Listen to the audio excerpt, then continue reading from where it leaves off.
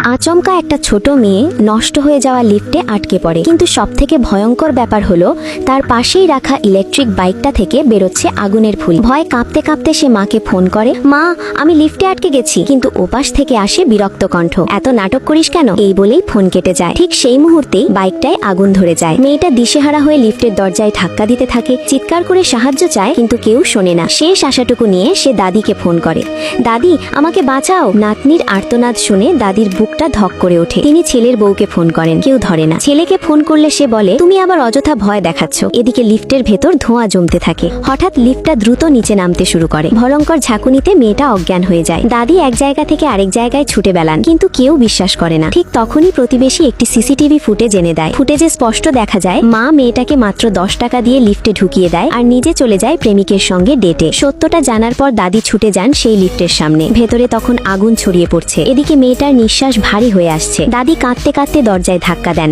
A1 দাদি এসে গেছে, ভয় পেও না। ঠিক তখনই লিফট অবশেষে সিকিউরিটি গার্ড আর দাদি দুজনে প্রাণপণ চেষ্টা করতে থাকে লিফট খোলার, কিন্তু অবশেষে লিফট খুলে তারা যা দেখতে পায় তাতে তাদের হুঁশ উড়ে যায়।